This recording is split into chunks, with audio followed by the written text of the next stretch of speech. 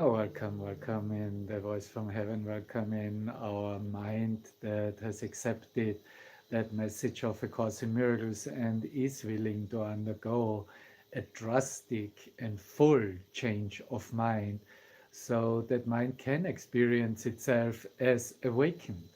And that is really all what this message of our what we call whole mind, Christ mind, enlightened mind, awakened mind has for itself, which is for the entire world.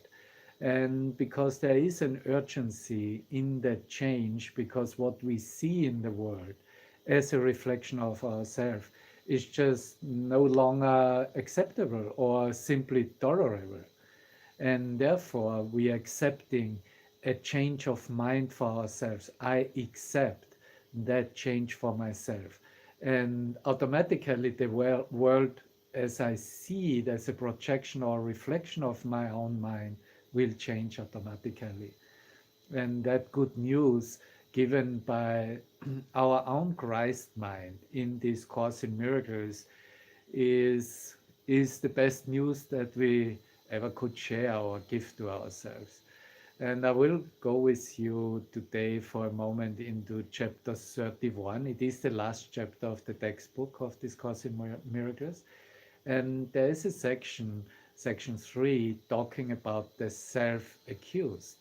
And he makes a very specific um, touch and focus onto the change of mind, because there's a clarity given in that there is no change occurring in the body whatsoever except what the mind determines it to have.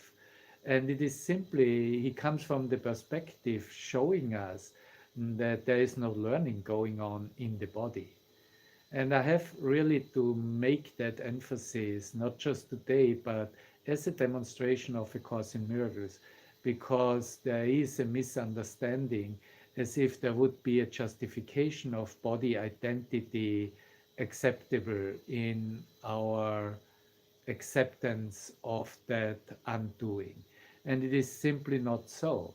It is not acceptable that the body can stay a reality and then can be mixed up with the truth or with true ideas.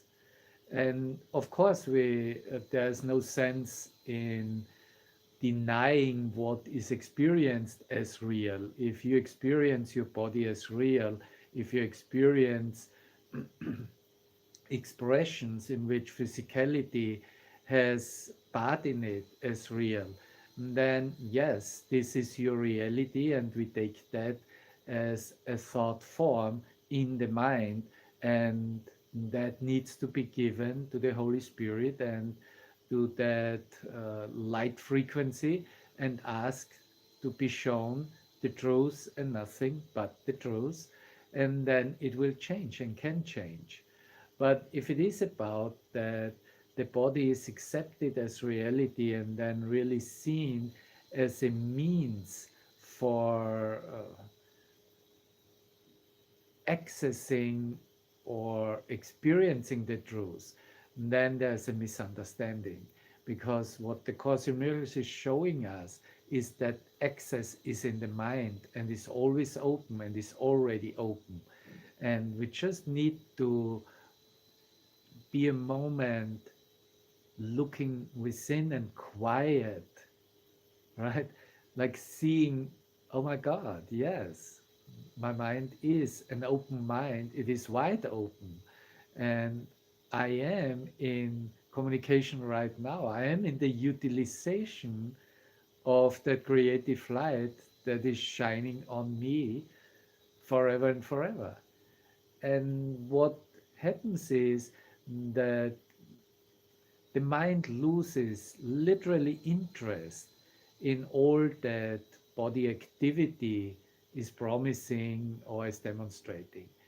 And the best that we can do in our transformation is to just let it be as what it is and work with the mind, no longer to give it meaning, not to feed it with more meaning, what wonderful means it is in order to be in a spiritual state of mind, but to simply let it be what it is and remember that none of this has anything to do with the truth. And this is simply a fact of the matter. And in that understanding, it can never be and it cannot be confused with the truth. And it is also then just that medium for communication, but once communication is re-established, that is in the moment of recognizing that the access is given and is open, then what you're gonna do with it? You're gonna maintain it and keep on holding it real and even come to a spiritual adoration of what you call the body, or you just withdraw completely its meaning within the mind and let it disappear. And that is really how I understand this directive given from Jesus Christ in the Course. And I know that mm, even within many, many Course groups, this is not clearly seen or coming from an experience and therefore hasn't been really fully experienced the nothingness, the meaninglessness of that what we call the body. And I love really when Jesus tells us it is not sinful and it is not whole or good or bad or whatever.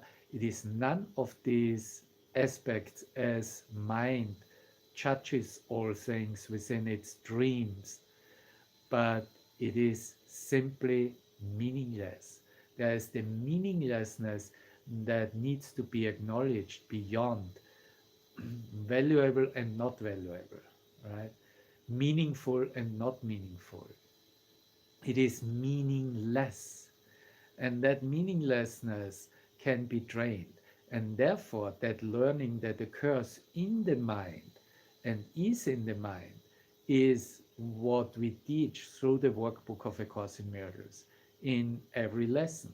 And today we have the opportunity in the lesson 335 to teach to ourselves and acknowledge that I choose to see my brother's sinlessness. How could I see my brother's sinlessness if I acknowledge the body identity and mistake him as a body?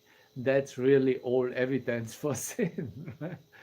But if I am here to see my brother's sinlessness, then I have to see him that he is not bound by that meaningless idea that the body truly represents. It was a design and it's really just made up in the mind to stay in separation, to acknowledge and defend the self identity as being separate from its source. And that is really all I have to say about that. And with that introduction, yeah, I will put a song on here, but I invite you to be with me here for a moment and on Spreaker.com in the Voice from Heaven and just see how Jesus is really sharing with us this wonderful chapter 31 and shows us through that clarity of resurrected mind what we have been given and what we can now recognize very clearly. So thank you for being here and thank you for joining with him and accepting the truth as it is given to you through this Course in Miracles. Thank you.